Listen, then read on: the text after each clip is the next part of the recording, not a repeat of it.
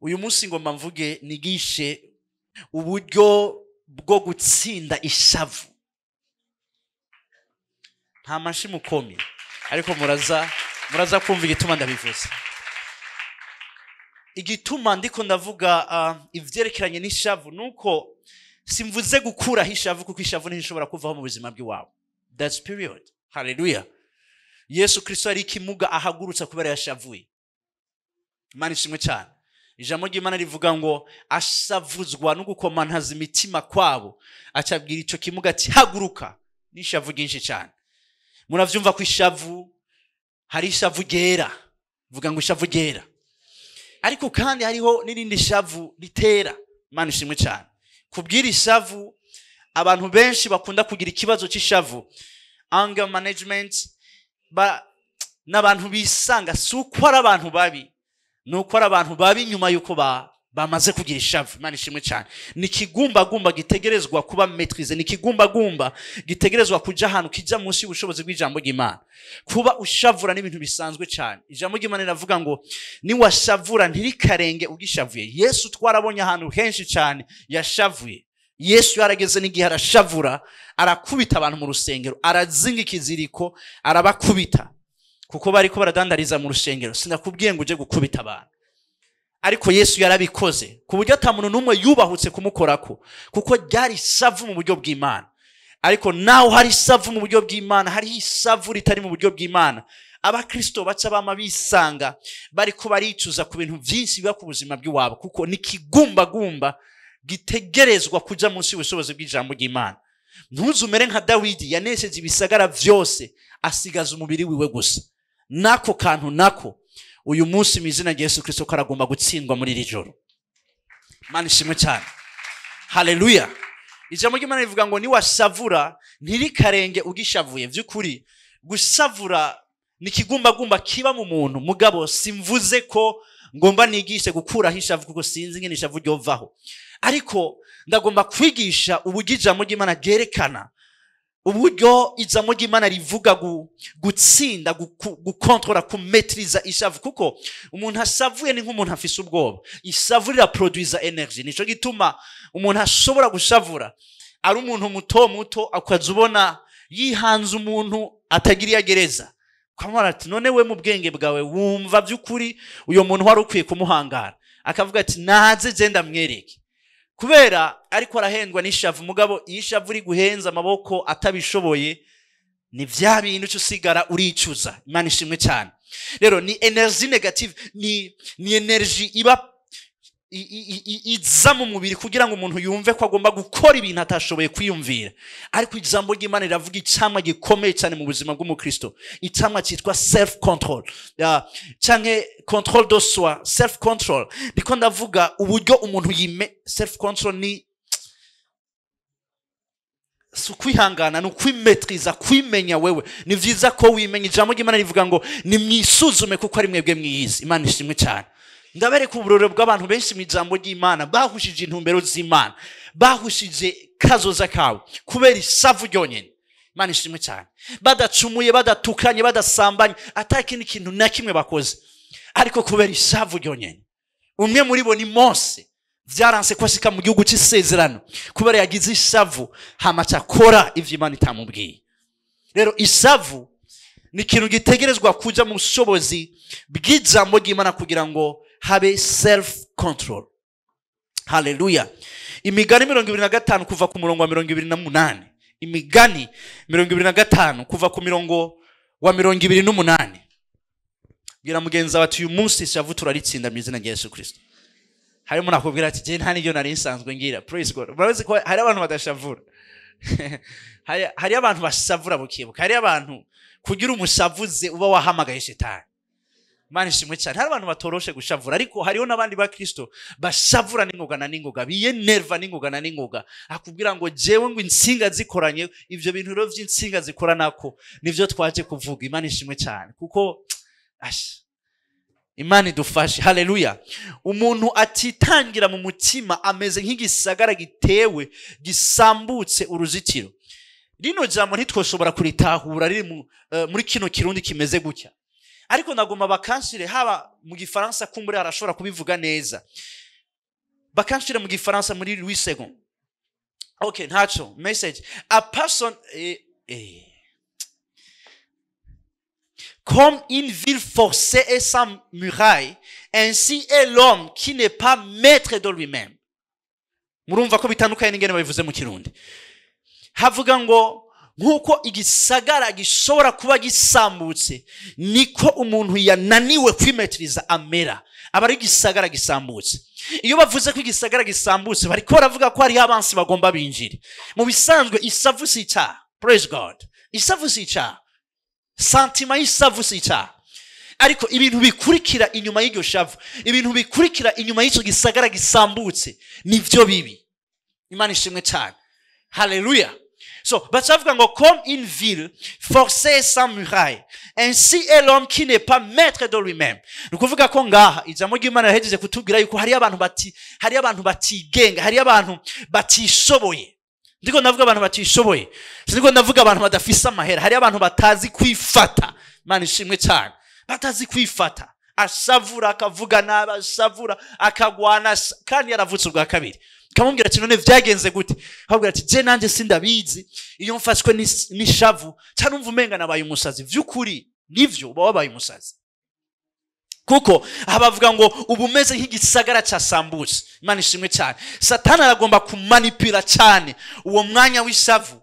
Kubera yuko abizi neza kushoboye kuvuga amajambo atagira ikimazi kandi ushoboye gusambura ibintu utazoshobora kubaka. Imana ishimwe cyane. Ariko turi ngaha kugira ngo twige kugira ngo kino kintu tugitsinde mu izina rya Yesu Kristo. Muri amplified havuga ngo he who has no rule aharenda hakunda cyane. Havuga ngo udashobora gutegeka. Imana ishimwe cyane. Ubuzima bwawe umuntu wa mbere Imana yahaye control y'ubuzima bwawe sabandi ni wewe nyene. Birivuga ngo he who has no rule over his own spirit is like a city that is broken down and without walls. Ameze nk'igisagara cyasambutse, ameze nk'igisagara uruzitiro rwayo, uruzitiro rw'icyo gisagara rwamaze gusambuka. Nukuvuga yuko umwanditsi ariko arerekana ibigomba bibe ku muntu vyanse ko yimetiriza. Nukuvuga ko abansi bace batangura kwinjira. Bantu b'Imana, ndagomba yuko dushika mu kunengesegwa kose kwa Kristo Yesu. Imana ishimwe cyane. Ndagomba yuko tuba abantu bahinduwe n'umwami, abantu bamaze gushika mu kunengesegwa kose ku mwami. Ikintu cyambere Imana ikwigisha uri kurakura nugufata ibigumbagumba vyawe. Kuba wavyumvise nta ngorane irimo, mugabo ico bikoresha inyuma yuko bamaze kuvyumva. Birivuga ngo he who has no rule, abariko baravuga rule, handi bavuga ngo udafise principe yo kugarda ubuzima bwiwe, udafise principe yo gufata ubuzima bwiwe, ameze nk'igisagara cyamaze gusambuka impome. Mwibuke yuko bariko baravuga clôture y'igisagara, bariko baravuga impome zikingiye ico gisagara. Hallelujah. Izo mpome zikingiye igisagara nizasambuka abansi bace batangura kwinjira. Imana ishimwe cyane. Ndagomba tubandanye mu izina rya Yesu Kristo. Hallelujah. Imigani 14 umurongo wa 29.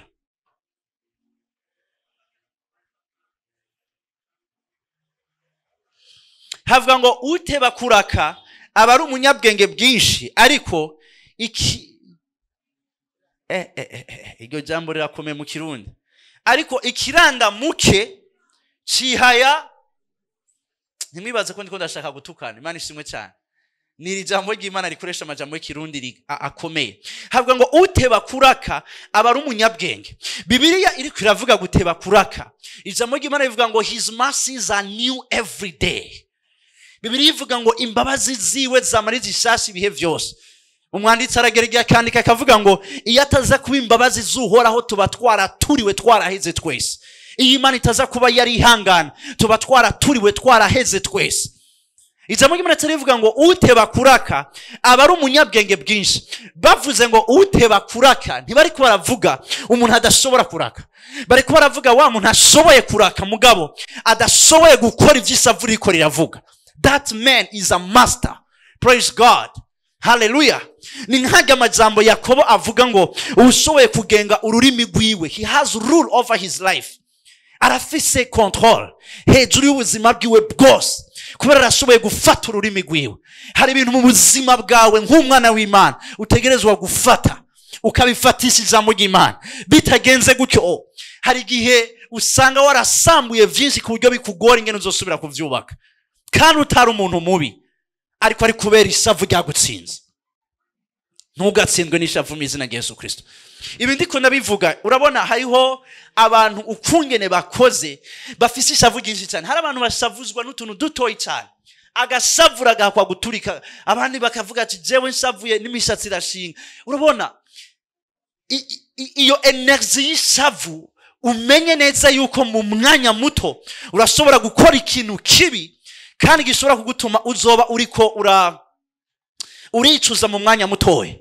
Ariko ijambo ry'Imana riravuga when you have control over your spirit, iyo ushoboye kumva iryo shavu ukaca winjira mu cyumba cyawe ukugara icumba, hama ugatangura kuvuga mu rurimi rutamenyekana, ugatangura gusenga, urasohoka uri mushasha. Wibuke yuko iyo twumvise ishavu biba indani, ivyo vy'indani nta na kimwe bishobora kugira, ariko ibisohoka hanze niho ingorane ziri. Haleluya. Bimaze gusohoka hanze ni ingorane ziri. Umuntu ashavuye ameze nk'amazi ariko arabira. Haleluya. Ameze nk'amazi ariko arabira. Amazi ariko arabira ntaturira isafuriya, aturira abari ruhande yayo, kuko biba bimaze gusohoka ari byinshi. Imana ishimwe cyane. Imana irakwereka, iri kuzana mu buntu mudasanzwe bwo kumenya yuko ico kigumbagumba cy'ishavu umaze kucumva, umenye ko ari kigumbagumba. Glory to God. Sometimes when I travel ngo you are demonic, you are not demonic, you are emotional. Uri emotional. Iyo avuze umuntu ari emotional, umuntu anezerezwa n'ubusa cyangwa savuzwa n'ubusa. Imana ishimwe cyane. Hano n'ubundi avuga ati ndafise impamvu yo gushavura. Naho ufise impamvu yo gushavura nivyo urayifise, muga nta mpamvu yo kuvuga nabo ufise. Imana ishimwe cyane.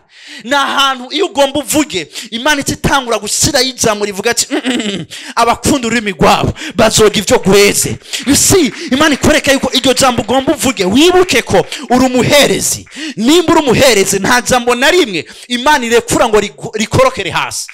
Haleluya. Wabushavuye bora nibaza yaba ibintu abantu bose bavuze vyaca biba. Iyi si bisigayemo abantu bakeya cyane. Kubera yuko iyumvire akanya gatoyi uhejeje kwatura urupfu yaba wacupfa. Wiyumvire umwanya wose umuntu amara avuze ati yo ndapfuye, karabaye, ndapfuye, umutwe uramenetse. Haleluya, ndasambutse.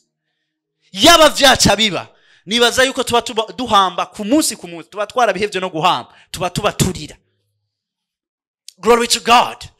Ariko ijambo ry'Imana rivuga ngo he who can control his tongue. Muri Yakobo acavuga ngo that man is he's a perfect man. Uyu muntu aratunganye, kuko umuntu abantu babona ko atunganye murabe neza ntibarindiriye ibikorwa, barindiriye ingene avuga.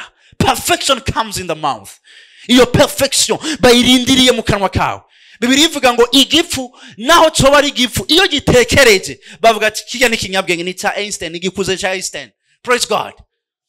See, because when you can keep quiet, nimba ushobora gufata ururimi rwawe ngo ndakubwire yuko amaboko atazokunanira. Nimba ushoboye gufata ururimi rwawe ngo ndakubwire ko hari ibintu byinshi, hari imiryango myinshi Satani atazokugurura ku buzima bw'iwawe. Ego wibuke ko ishavu ari kigeragezo, ni Satani ariko arakugerageza. Kuba washavuye sico cyaha. Ikintu Satani yifuza nico kintu kigomba gikurikire inyuma y'iryo shavu, niyo energy. Nico gituma abantu benshi basavuye yumva umenga ngo ndabuze ingene nifata. Why? Satani agomba gukora ivyumviro vyawe bitari ku rutonde. Satani agomba gukora utari kuriyumvira ico uza gukora, ibiza gukurikira. Abantu bose basavuye ntibiyumvira ibikurikira. Siziko ari umuntu yokwemeranya nanje.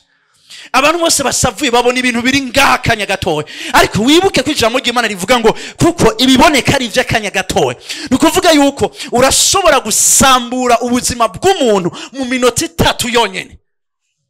Hamka tuvuga ati erega ntavyo nariko ndiyumvira, nivyo ntavyo ari kuriyumvira, but you must control. Utegerezwa gufata mpiri umutima wiwawe, impemu yiwawe. Praise God. Hallelujah. You have to take it. Utegerezwa kubifata, kuko nagomba ndakubwire yuko buno buzima biragoye, ntibishoboka kuzobaho ubuzima atamuntu numwe gusavuza. Haleluya. Uku ni kwingo zisambuka. uku ni kubuzi busambuka, uku niko ama entreprise asambuka, kubera hari umuntu atse ubwenge adashobora gukora akazi amezi abiri kuko yumvise ashavuye acavuga ngo je nikomeze, ngo je mvuga ukuri, ngo ndi direct. Nturi direct, you are stupid.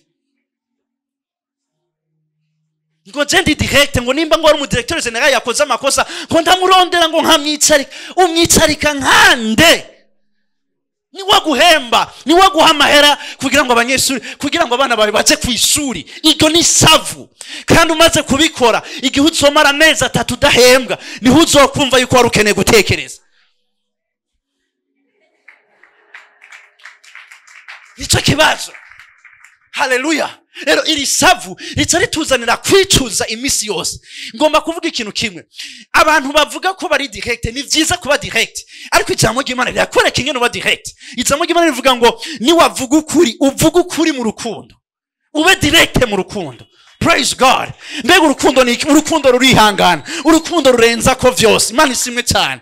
Ndagomba ndagusira ahantu ndakumvisa yuko Imana ntiyakugize umupolisi w'amakosa abantu bose bakora. Imana ntiyakugize umuntu ategereje gukosora abantu bose.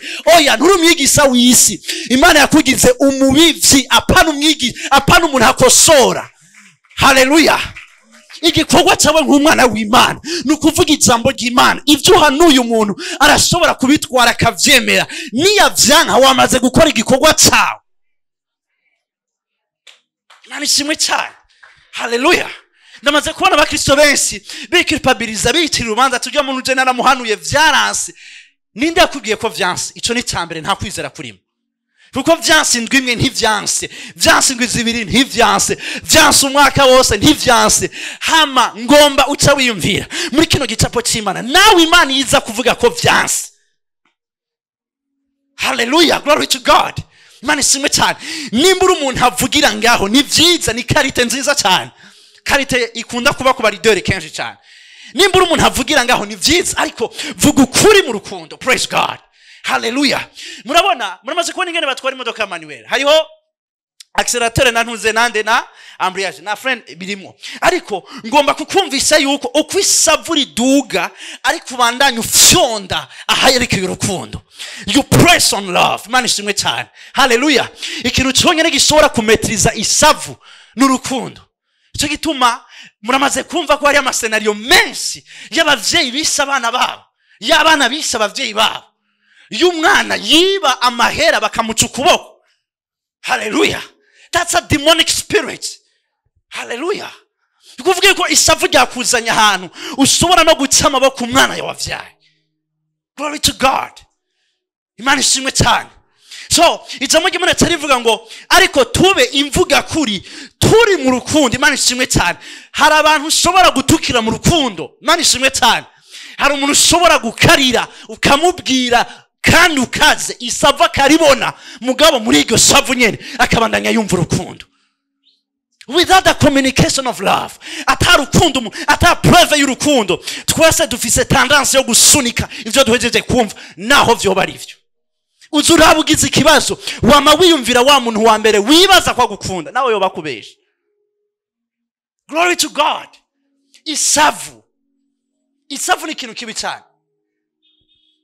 Paulo yarigeze gushavura ari imbere y'umuherezi mukuru.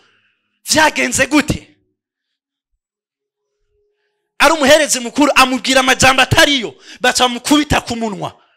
Ati nta soni urashobora kubwira gutyo umuherezi mukuru? Ataravuga ati murambabarira, sinigeze menya ko ari umuherezi mukuru. Murabona umuntu yasavuye ntasubira kubona respect, ntasubira kubona uwo muntu ninde ngomba mbwire, kubera isavu rigomba ko dukora uwo mwanya nyene. Ariko ijambo ry'Imana nico gituma ryagereye mu mutima wawe. Imana ishimwe cyane. Mu bantu Yesu yakubise nta numwe mwigeze mwumva yishe, nta numwe. Mugara abakubise ikiziriko arabakubita. Umugabo umwe w'imyaka 33 arakubita isoko ryose, ararisohora hanze. Kubera iki? Ryari isavu ryo mu buryo bw'Imana. Praise God. Enga ngomba kumumvisa yuko isavu ni energy rimwe na rimwe, energy spiritual idasanzwe. Praise God. Ndazi umukozi w'Imana umwe, I think it's Bill Graham, gerasengera abagwayi. Hariho ikimuga cyari mu isengero cyari kimaze imyaka myinshi cyane, niko inkuru ivuga. asengera abandi bagakira, asengera abandi bagakira. Umunsi umwe ariko arasengera abantu, arabasengera barakira, ibimuga birahaguruka, cancers, tumors, ibitangaza birakoreka. Acara abacaka imuga agisanga kiricari. Billy Graham acaramanuka, was it Billy Graham? Billy Graham acaramanuka ava kuri podium agikubita amakofi. Amakofi mu kigiri kibisigura amakofi, Imana ishimwe cyane. Aragikubita. Igambere, igakabiri kimwe kiravuga ati ntaguma imbere y'umuntu. Yes. Biva ku maguru mu maso naho sinzi ngene haza kumera. Ariko aragikubita kubera kigize ubwoba cuko bwuko kibonye umukozi w'Imana ariko aragikubita kitakera haguruka gitangura kugenda. Iryo ryari isavu mu buryo bw'Imana. Praise God. Hallelujah. Murabona isavu mu buryo bw'Imana, there is a thick line. Hari isavu ryo mu buryo bw'Imana, hari n'isavu ryo mu buryo bw'umubiri. Isavu mu buryo bw'Imana rizana amaresulta yo guhinduka. Isavu mu buryo bw'umubiri rizana amaresulta yo kwicuza. Imana ishimwe cyane. Singoma ndababwire ngo mugende muvuga ubutumwa, abantu maze kuvuga ubutumwa umviriza ndakubwira ikintu kimwe, ndakumena. Haleluya. Ndagukubita hari abajene bahora baza kuvuga ubutumwa banse kubera baterura ivyuma kamufata ati uravyemera ntuvyemera ati mbwira nature. Haleluya. Ariko ngomba kugira ngo dushobore gutahura, nimba tubana n'abantu basavura cyane mutahure, kuko n'umuntu ameze nk'amazi ariko arabiragira mu minota 5 mu minota 3 ashobora kuba ariko aravuga amajambo uvuga ati n'amabati ahava sambuka, muga mu kanya gato aba yamaze guteka. Hallelujah. So we have to rule over our spirit. Glory to God. Imana ishimwe cyane. Hari ikintu kimwe ngomba ndakwereke, igihe wakira umwami Yesu Kristo, Imana ntiyagufashe ngo nimba wahora utwenga iki kugira umuntu adatwenga. Oya, uzobandanya utwenga. Nimba wahora utekereje uzobandanya utekereje, ariko utekereza mu buryo bw'Imana, ariko utekereza mu buryo bw'ijambo ry'Imana. Hallelujah. Niyumvire Mose, umukozi w'Imana, umuvugishwa n'Imana. Uwijambo ry'Imana rivuga ngo Imana yavugana nabo gusumba uko yavuganye n'abantu bose bo muri generation yiwe. Ijambo ry'Imana murabona ko Mose yarafise isavu ryinshi cyane kubera yaragigimiza. Ariko muri Bibiliya ijambo ry'Imana rivuga ngo Mose yari umuntu wa mbere wagahore mu isi yose. Every one of us, umwe twese turi ngaha muri kino kibanza, haragera igihe ukumva ko ari bisazi biriko biraduga. Praise God. Ivyo bintu biduga rero nivyo ngomba tumanure mu izina rya Yesu Kristo. Hallelujah. Yes, nanze niko ndabibabwira ndashobora kumva isavu. Praise God. Muramaze kumbona nashavuye. Praise God. Ndiko ndavuga ubutumwa abona umuntu ariko aravuga biraduga. Hallelujah. Praise God. Niko bimeze. Alors, icyo ngomba kukubwira si kugira ngo iryo savu rikwicire mu mutima, no kugira ngo iyo ni energy dasanzwe gisohore mu buryo buri spirituel, yisohore mu buryo bwiza. Mose yarashoboye gukora ibitangaza bikomeye imbere y'Abanyisirayeli, avugana n'Imana imbere y'Abanyisirayeli, aduza inkoni imbere y'ikiyaga gitukura, ariko ananigwa n'isavu gusa byonyene. Hari igihe ubona uri kurasoma ijambo ry'Imana umenga Imana yarabaye injuste kuri Mose. Ijambo ry'Imana rivuga ngo kandi uwo mugabo Mose yari umugwa neza kurusha abantu bose bo mu isi. Ariko uribaza ni kubera iki Mose yari umugwa neza hakagera igihe hagira isavu nk'iryo? Ikibazo Mose yagize nico kibazo benshi bakunda kugira ngaha. Si mwebwe musavura nuko mubana n'abantu babasavuza. Hari abantu baba muri environment muvuga ati none ga mukozi w'Imana we yaba ari wewe mba kumugwa wa Satani. Hallelujah. Abana bamusavuza, abakozi bamusavuza, kukazi bamusavuza. Yariyo environment ihari kwa Mose. Mose Abanyisirayeli baramusavuje kuburyo Imana imubwira ati umviriza Mose, uze gukubita ico gitanda, uze kubwira ico gitanda. Mose aravuga ati ndavyumva. Acara bahamagara bari kumwe na Aaron, arababwira ati mwabwoko bw'intabarigwa, mwabaroberi. Niko ijambo ry'Imana rivuga, mwabaroberi. Nimuze uhora hagomba kora igitangaza imbere y'amaso yayo. Kubera yari yasavuye ataribagira ku Imana yamubwiye ati bwira igitandara ntugikubite. Imana ariko iragerageza kumwigisha, iyo usavuye ntusohora amaboko, iyo usavuye umviriza icyo nakubariye, sohora ijambo nakubwiye. Imana ishimwe cyane. Hallelujah. Muramaze kubona hari abantu bavuga ati jewe nimba wasavuje umva imbere sinsubire kukubona. Hari abantu bameze gutyo kandi hajya kubwiye je numva umenga wo muva imbere nyene. Yabikurisabiye ati jewe nikomeze unsavuje sinsubire kukubona mu maso yanje. Rabahuja nyegera, kuko turashobora kuza kuraba mu bitaro byagenze nabi kandi yari yarakuburiye. Glory to God. Ariko twarahawe mpemu w'ubushizi bw'amanga adutakisa kuvuga abadata. Turahakana yuko Satani adukoreshereza mu isavu ryacu. Imana ishimwe cyane. Hallelujah. Hari abantu bafise basavura cyane kandi banezerwa cyane mu mwanya umwe. Rero abantu ntibaramenya ingene babana n'abantu nkabo. Basavuga ati ujya muntu bakabita amazina. Reka nabwira ikintu kimwe.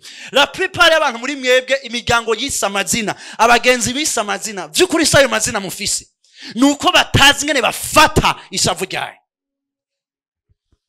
Hallelujah. Hakaba n'abandi bantu bibaza ko abantu bose babatahura. Brother, hari abantu batazo gutahura. Bico gituma ukwiye kugenda bukebuke ngo je ngo vraiment ngo barabizi. Bande babizi ntavyo tuzi. Hallelujah.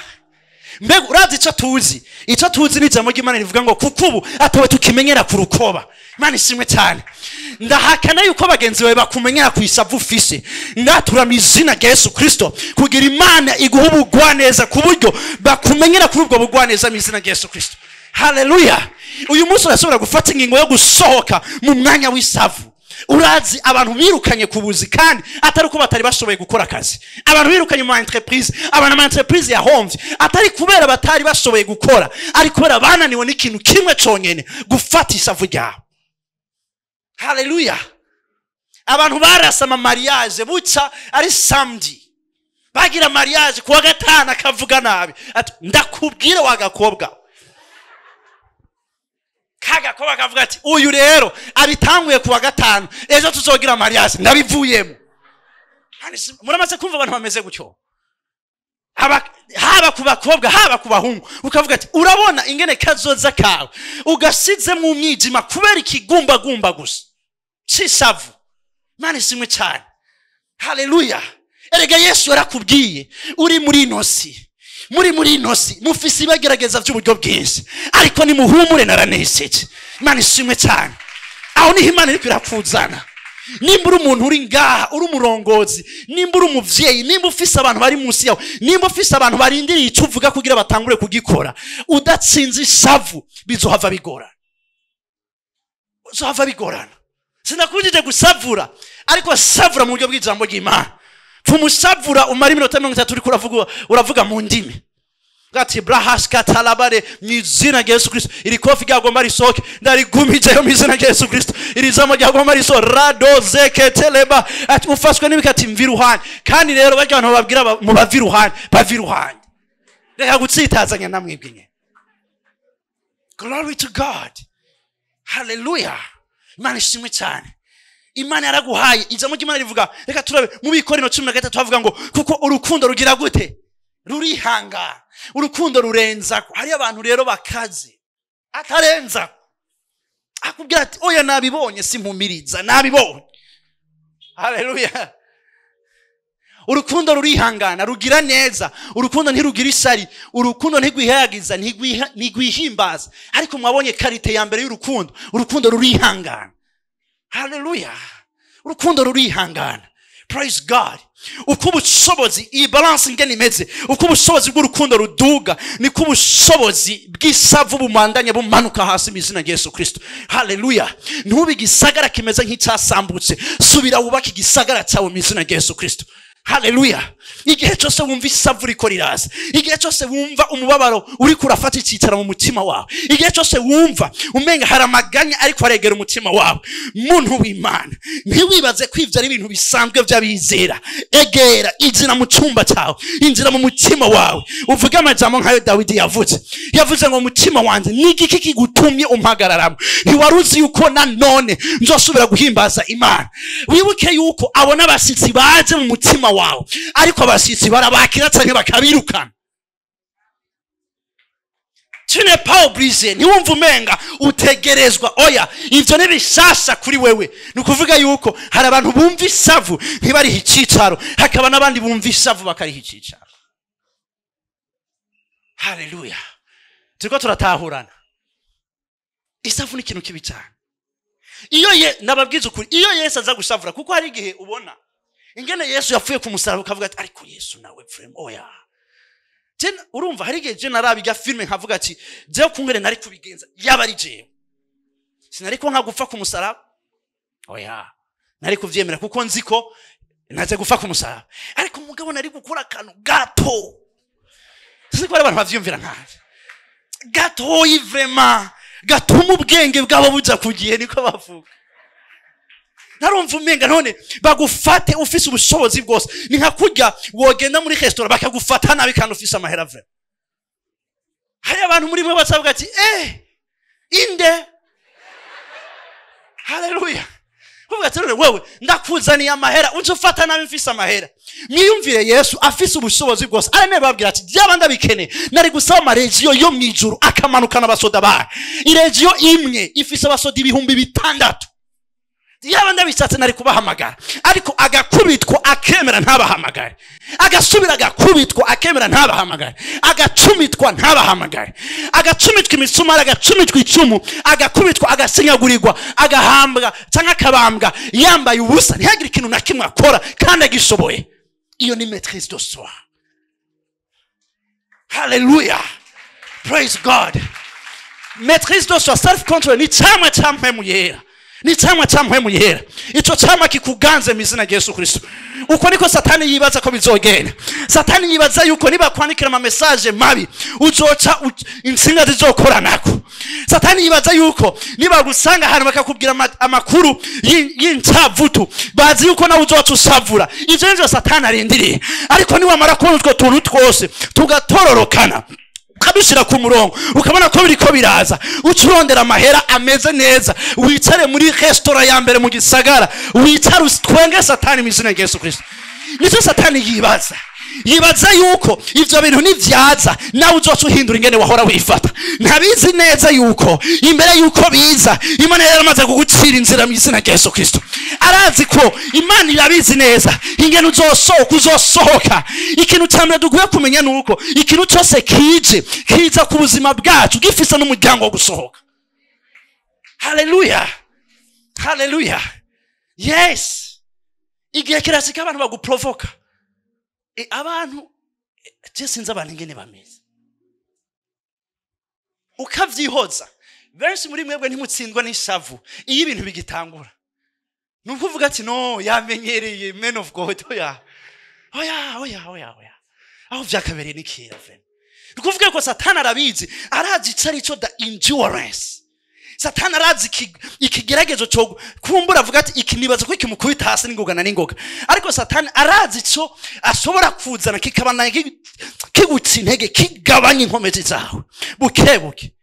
Arakubwiye nawe urinumiye umunsi wa mbe urinumiye ati ntacu naho bimeze gutyo Imana iguhezagire ukaca umusomera n'amajambo y'Imana nimuhezagira abansi bawe. Bless your enemies. Kwacha wigiye. Satani ntaryohewe. Murabaze akantu ngoma vuge buke. Murabaze kubona abantu bacokozanya. Ingene babigenza. Aguma arondera akantu yo gukura ko praise God. Satani ameze nk'abajya abana batoyi bacokozanya. Cyo urutwengene rungana. You see Imana ishimwe cyane. Kandi ntakubwira ikintu kitari cyo arondera cyo kuko cyo ikitari cyo nico kubabaza. Cyo Hauga tunani urutwe ko ruri kuri jewe kandi aribwo Imana yampaye. Isomo ry'Imana katarivuga ngo waremye mu buryo buteye ubwoba kandi bigitangaza. Imana ishimwe cyane. Uko nyene satani niko abigenza. Satani agomba kwiyapuya ku ma experience umenga vyarabaye. None ntubibona indwi heze vyagenze gute? Nkaho umenga ivyo bintu vyabaye birakwiye kugira ngo yensiti savugi wawe. Nani shimwe cyane. Ariko nahakuzanira ivyabaye mu ndwi iheze muzanire nawe ivyabaye imyaka 2000 iheze ku musaraba. Igihe Yesu yavuga ngo vyose birarangiye. It's over. Imana ishimwe cyane. Hallelujah. Nico kintu satani agomba. Benshi bacika intege kubera vyabanganije. Muramaze kubona ko umuntu utaza adashobora kugutera ishafu. Uvuga ati wowe n'umusazi. Muga kubera yabandanije. Abantu akihangana. Hari gengira counseling umuntu akambwira ati umviriza naramwihojeje amezi 2. Mugabo ntibaze ko kwezi kwa gatatu kuzojako. Ivyo kunda. Havuga ati none wumva gute ati je numva inkomezi zamperanye. havuga ati jewe ngomba kugusengera kugira inkomezi zibandanye kuko nagomba ndababwira ikintu kimwe biragoye kugwanya umuntu atari kora kugwanya hajya rero kujya kuntu wanumye kige nico kigwanishwa nyakuri haleluya kige nico kigwanishwa nyakuri ijambo ry'Imana rivuga ngo yarakubiswe ariko ararendeka amera nk'intama ijanywe ku macuni n'umwami w'abami yarashoboye kwigwanira yarashoboye kubavamo ariko aravyemera avuga ati okay reka bigende guco nyene murabo yundi mukozi w'Imana Dawidi haraza umuntu amutuka araza ibaza umwami vrema mu Burundi nibaza yuko uvuze na chef de quartier nawe urara hajya kwizone ariko uyu muntu yaraje aramutuka apare nivyo gutuka ukagenda no vyani nivyo gutuka umuntu kamugendanira ubandaye ingabo za Dawidi ziravuga ati uyu mugabo he's as good as dead ameze nk'imbwa ipfuye niko ijambo ry'Imana rivuga aka kagabo kameze nk'imbwa ipfuye tubarire Dawidi atsabwira ijambo rikomeye cyane abwira ati nimba ari Imana yamurekuye kugira ngo antuke mureka abandanya ntuka cyari gihe umwana wiwe Dawidi arabahamagara akabwira ati umwana navyaye ariko arondera kunyica hata hazi yundi murabona hari igihe ibintu menga vyahamagaranye vyose kuvuga ati none nkuyavuye he naho mwamutonza ahantu ku murongo ugiye kwitorera udufaranga twiwawe hakaba umuntu akiyaranza ku buryo gusunika aguhonyora kubera ibihurimwo kuvuga ati none no mu murongo basigaye bandenga n'icuma kizana amahera kigeze kuri jo kitagitakaza connection. You see that? Dawidi ari muri ivyo bihe Absalom ariko ararondera kumica ari umwana aravuga ati murabona umwana wanje agomba ubuzima bwanje agomba kunyica yagishije inama Ahitofeli narababwiye inkuru za Ahitofeli haza uwo munako kanya nyene aramutuka ati mbega wewe nibiki aramutuka abo bari kumwe aravuga ati reka tukice ariko aravuga ati oya mureke nimba ari Imana murungitse kuntuka mureka abandaye iyi ari proof ya self control. Imana iragomba kugukoresha ibintu bikomeye mugabira Imana iragomba kupfa ahantu hamwe hamwe. Imana ishimwe cyane. Imana irabizi ko bakubwira amajambo babaje ariko dogre yo guhindurwa kwiwawe mu isanzwe amajambo mabazo guma ari mabi. Haleluya. Si ku ngoma ya Messi amajambo mabi azoguma ari mabi mugabo ikizohinduka niki nuko uzokura amajambo mabi ntiyagira icyo akubwira. Imana ishimwe cyane kuko murabona niyo umuntu ariko arakura isavu riragabanuka mufise abavyeyi mwakuze muvuga ati eske iyi ni sembere uyu muvyeyi akaza nk'imbwa y'abadage. You see ariko uko imyaka yagira genda haragera igihe agaca bugufi kubera aza kubwira ngo quand ngo irakira sagesse yaramaze kugira sagesse yaramaze kugira ubwenge ukuvuga yuko iyo bavuze umuntu w'ubwenge n'umuntu ashobora kumva iryo savu akitonda kuko aramaze guhura n'abamusavuza benshi cyane. Ubu rero umusavuza si uwa mbere si uwa kabiri aramaze kugira experience none experience umaze kugira y'abantu bagusavuza uno munsi ni kubereke bakigutsitaza kandi hari abagusavuza gusumba aho wihanganye. Icyo Satani agomba nukubandanya uba muri environnement iprovoka iyo faiblesse iwawe ariko iyo faiblesse ihere mu izina rya Yesu Kristo. Amen. Hallelujah. Isavu n'umwansi mu Kristo. Isavu n'umwansi mu Kristo kubera yuko urashobora gufata ingingo. Praise God. Namanagiza ama counseling. Praise God. Hagengira counseling nkaraba nkavuga ati aba bantu nta kindi bafuwe atari isavu. Hallelujah. Bite nisa urabona ndamutelefanya nase kwita ntubibona none ahubwo mumbwire ko atayabona none yo yibo muri eske ni ya per video wamubonye bike urabona hari abantu basavuzwe no tuntu dutoye kubera iki isafuriza na imagination nk'ubu urabona wosanga arayiraba igason akukagaye wakabonye akayiraba urumva acayimagine ico gicapo cy'umuntu ariko araba telefone avuga ati twagwa n'umuyaga. Glory to God.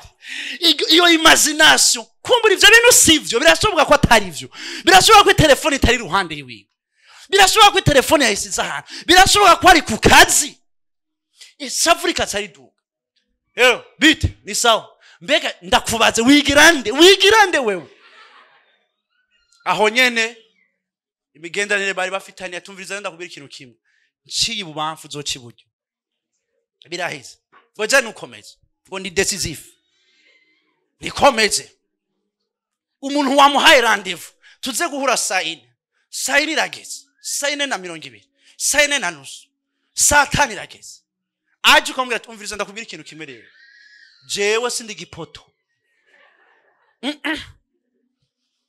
urashobora kugayana gutya ariko ngoma ndababwira ikintu kimwe ikintu cya mbere cyerekana valeur y'umuntu ni respect y'umwanya kubahiriza umwanya kumbure vyamugoye birashoboka ko vyamugoye ariko kubera ishavu ntukeneye kumva kandi umuntu wese ashavuye yibaza ko ivyo yibaza ari ivyo ni kubera iki kumbure ashobora kuba yagize ikibazo mugabo kubera Imana iri kurakwigisha iri kurakujana mu kibanza cyo kukubwira ati umviriza ivyo bintu naho vyoshika rabisa amaso y'umutima. Glory to God. Ufise ishavu ringana gutyo nukuvuga yuko mwe muyera arashoboye kugufasha akagukura muri aho hantu ukavuga ati ubu rero ndatangwe kuza ndihangana kandi naho mwe muyera tohagukura abantu bazohagukura uzoseka ibihome 4 5 6 ku gihome cyicu muzovuga ati reka ntekereze nk'abandi. Imana ishimwe cyane. Hallelujah. Imana yagomba kuduha rule your spirit.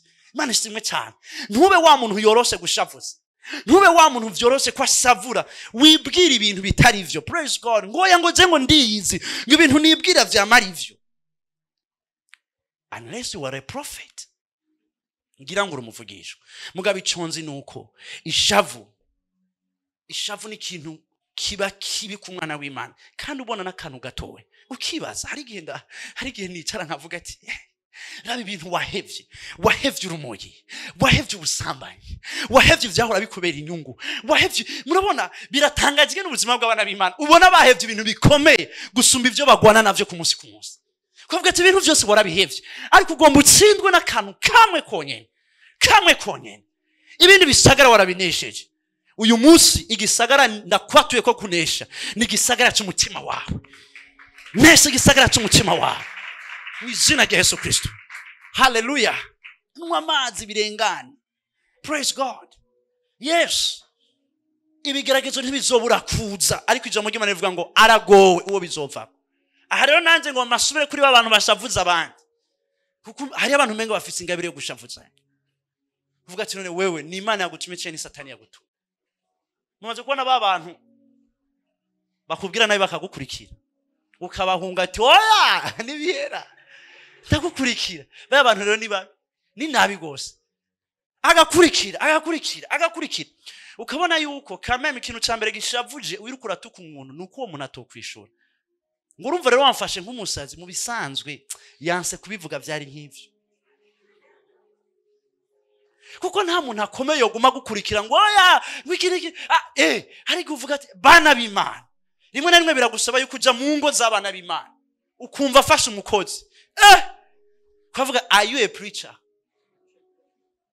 kubera iki nabajya abakozi badukorera n'abantu nk'abandi barakeneye amavaleur barafise kamera murabizi ko ari igihe mukoresha abantu babasumvya n'imyaka ariko umufate umutuka isaha yose ijoro ryose urumva ijoro ni introduction mu gatondo ni development.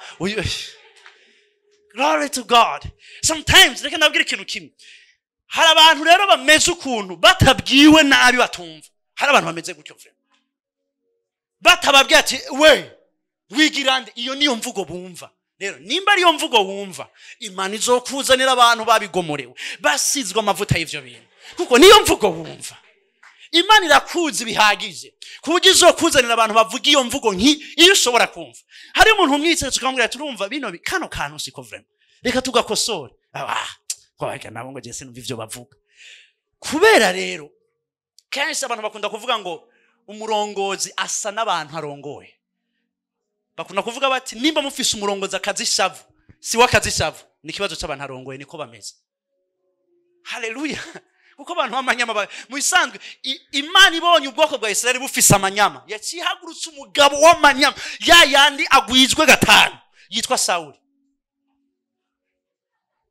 ataraza kubera iki agomba arongora abantu bafise amanyama. Umuntu afise amanyama akeneye umugenerale w'amanyama kugira ngo yamanyama yiwaje hasi.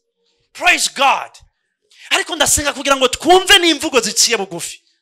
Hallelujah. Umuntu akubwije imvugo iciye bugufi avuga ati kano kantu siko vye. Murabizi ko abantu badahanuka. Hari umuntu hanuka avuga ati mon frère aka ngoya. Ikibazo nuko uko uzokwanka ko abantu baguhanura hazogera igihe abantu bose baguheba bavuga bati urya muntu ntashobotse ntahanurwa. Kandi rimwe na rimwe mu mpanuro z'abantu Imana irahavugira. Imana irahavugira. Sometimes urabusaba ko wumviriza hamukisuzuma ngo je rero nukomeze iryo jambo muri hebe mizina Yesu umeze gute? Umeze nka Kristo. Praise God. Ijambo ry'Imana rivuga ngo nkuko ari mu ijuru niko natwe tumeze turi ngaha muri nose. Wumve yuko nta karaktere wemerewe kubandanya nayo. Nimba wakabonye ku kantu kisha vuga ati ngoma ndakitarire mizina Yesu Kristo. Hallelujah.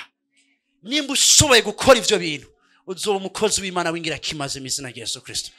Uzokubaka ibintu bitazosambuka mizina Yesu Kristo. Hallelujah. Imana iguhe kuvuga ukuri mu rukundo ubitumbereze neza. Hamwe umuntu muhanuye avuga ati by'ukuri ivyo bintu mbwiye nivyo. Ivyo bintu mbwiye nivyo kandi wakoze kumpanura. Umushimire kuko hari abataguhanura bagenda kukuvuga. Hakiga naco je sinzi ngene kimeze. Ngene gitambuka nka rumorke yataye amapine. See, there are people haga bantu b'Imana ingabire ya mbere Imana yoguha n'umuntu ari sincere abikubwiza ukuri. Kubwira ati umviriza ibintu bimeze gutya. Abandi baramaze kubibona mugabo je narabibonye kuko uri umugenzi ngomba ndaguhanura aka kantu tugahindure mizina Yesu Kristo. Uyo muntu yavuye ku Mana. Kuko igice kinini cy'abarundi mu isandura biraho kavuga ati reka nta ntambara ngomba kujamo. Bandanya. Kazoza kazogukosora umwanya uzogukosora. Mugabo umuntu akosowe n'umwanya. Umuntu akosowe n'umwanya arateka igongo. Hamwe umenga warashwanye n'umwanya. Kuko Imana yakuzaniye abantu kanka kuvyumva. Mani shimwe cyane. Ndazi ko hari abavyeyi bahanura abana babo. Muga ndazi ko hariyo n'abana bashoboye guhanura abavyeyi babo bakabahanura ivy'ukuri. Ugire guca bugufi. Ijambo ry'Imana rivuga ngo ubwibone buje imbere y'umuntu wese agomba kugwa. Don't be so proud to never listen. Uko biri kose sabantu bose bakwanka ku buryo ta muntu numwe kubwira ukuri. Nimba atawe uri ko arakubwira ukuri raba bakubwiye ukuri ngo bafashe gute. Hallelujah. Ikintu cyambere umuntu agomba kwiyumvira agomba kurimbura. Ndakunda ingene ijambo ry'Imana rivuga ngo meditate on those things. Ugomba kurimbura ko ni hagati y'ivyo bambye n'ukungene meze n'icyari cyo. Harige bakubwira ibitari ivyo. Mugabo wiravye mu kiriro cy'ijambo ry'Imana bibona umeze gute. Ingorane y'abakristo nuko bamara umwanya munini cyane biraba mu madefo yabo. Biraba mu byo badashoboye. Biraba muri amajambo bababwira bati wewe ukazi ishavu, wewe umeze gutya, wewe umeze ukuntu akacagera igihe akubwira ati je ndazi ko meze uko. Ninde yabikubwiye? Ni cya kibazo Imana yabaza Adamu na Eva. Ninde yababwiye ko mwambaye gusa? Naho wobushavura ntiwemere umuntu akubwira ngo urashavura cyane. Uri umwana w'Imana. Icyo jambo ntugemere. Rero hari abantu muri twebwe, hari abantu bari ngaha usanga barafashe igicapo cy'ibyo bagiye barababwira. Kubera washavuye ijoro rimwe bacakubwira ati wabonye ingene umeze, ushavuye umeze nk'inzu yatse. Kwacu genda wiidentify muri ivyo bintu. Kwacu tangura kuvuga ati Mana nje ndabizi ko mfise ingorane yo gushavura. Mu bisanzwe naho itari bwa bingorane kubera uvyatuye iratanguye kuba ingorane. Hallelujah. Niwemere ikintu cyose kitazanywe n'Imana. Kandi muri rino joro igiti cyose kitatewe n'Imana kirarandurwa mu izina rya Yesu Kristo. Hallelujah. Ibintu byose ushobora kuvuga ati jewe mukozi w'Imana naho uri kuravyigisha hari ibintu byisi nononye kubera ishavu ryanje. Ngoma ndakubwira yuko hari akandi karyo ka kabiri mu izina rya Yesu Kristo. Imana ni Imana ishobora kurestora ibintu byose byapfuye ku buzima bw'iwawe. Ivyo mwakoze mu kutamenya Imana yaravyirengagije.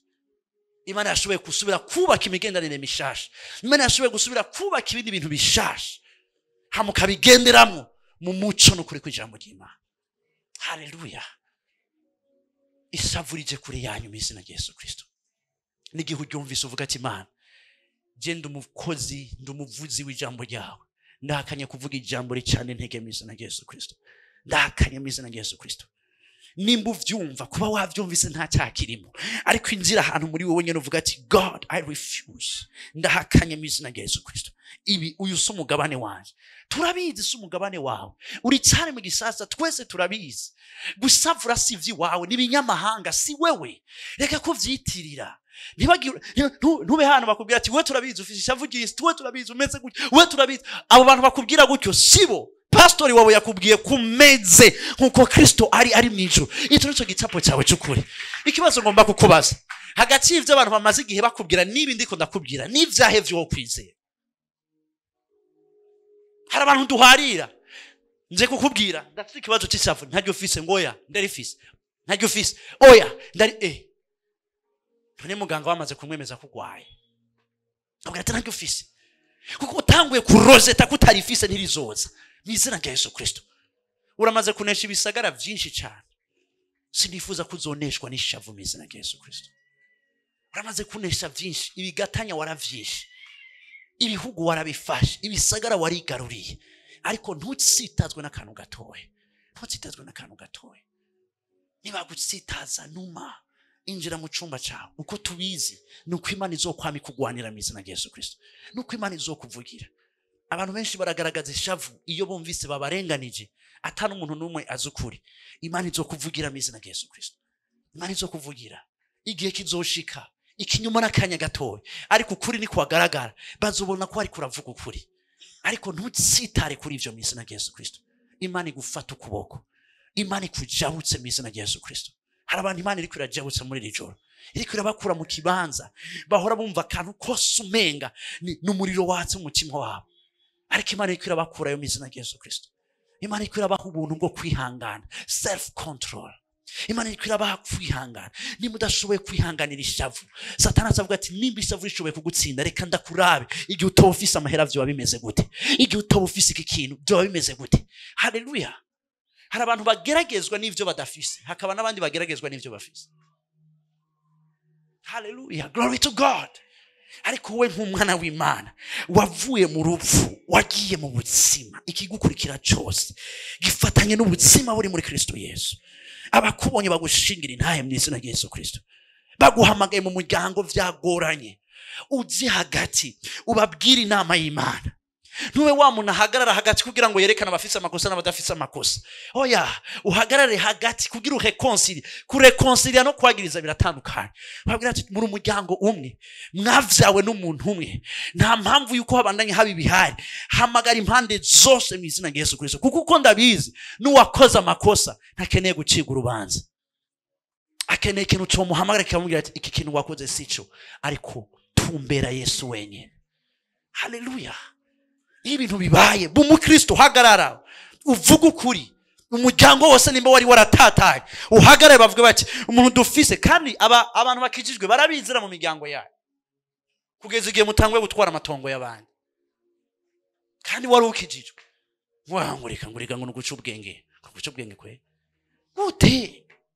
Uko se uguca ubwenge uri kuri kwegera umuvumo, ugomba ugira ibintu by'abana b'imfuvyi kubera ugomba guca ubwenge. Bari bazi yuko uri umuco w'umuryango, bari barindiriye ijambo risoka kuri wewe, rivugwa n'akanwa kawe, ijambo ryo kubanguranya rivuga riti no, aba bana basizwe n'uyu mugabo, reka tubahe ivyabo.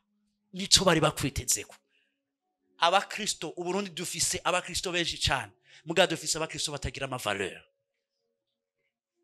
Niyo ngorane, sikibazo cyo kubatinjira mu ishengero, nuko ata valeur. Si benshi dufise bashobora kugera imbere ya corruption bakikawusha, havuga ati ngo mu izina rya Yesu Kristo, no kwivyo ndabihakanye muzana ngaho mu izina rya Yesu. Katsungura tumwe vyagenze gute? Ngoya ngo ndayafashe, ngo narayejeje. Babemera ko mukijijwe, babemera ko muzima, ariko nayo mavaleur abantu bakeneye kubona. Muzoraba abantu bose bafise amavaleur ndiko ndavuga muri quartier naho batoba bakijijwe, abantu bose barabemera. Sinumva ingene turabana b'Imana twobura ayo mavaleur yo kuvuga ukuri, yo gutekana, yo kudasaragurika. Murabona hari abantu bagendera mu kirere nk'aba Spiderman.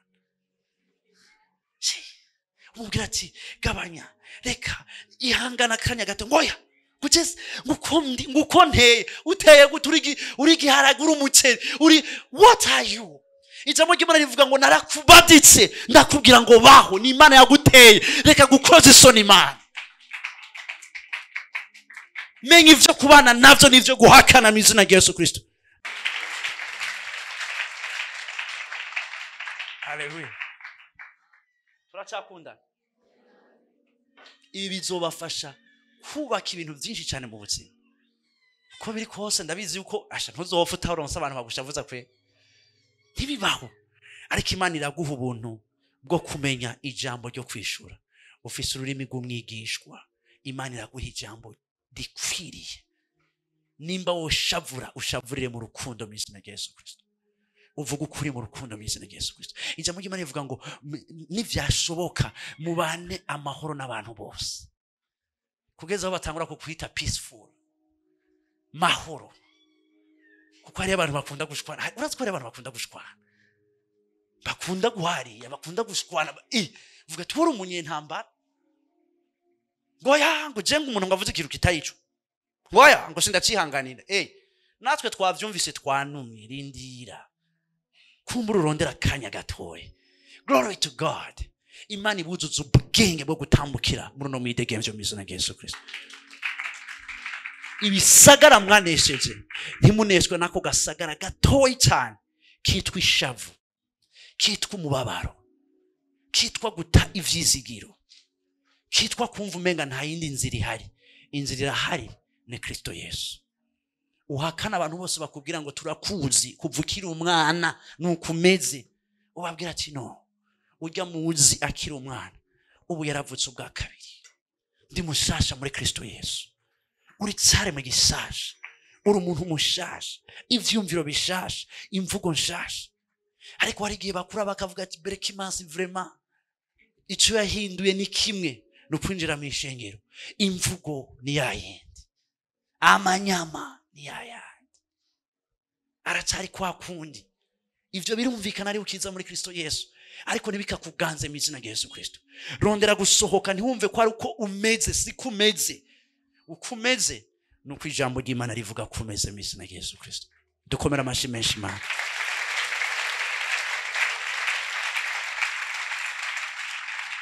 Suramwe amajambo cy'Umwami Yesu. Ndagushimiye ku buntu bwawe uri kurampa bwo gutsinda, atari ishavu gusa, n'ikindi kigumbagumba cyose congora gushira munsi y'ubushobozi bwawe. Ndabihakanye mu izina rya Yesu Kristo. Ndakiriye umutima wo kuba gahore, wo gutahura intege nke z'abandi. Ndahisemo kuvuga amajambo atera intege. Ndahakanye kubabaza abo nkunda kubwishavu. Washavuwe, ja kure yanje, ntiwegere igisagara cy'umutima wanje. Uyu munsi ivyanje bibaye bishasha mu izina rya Yesu.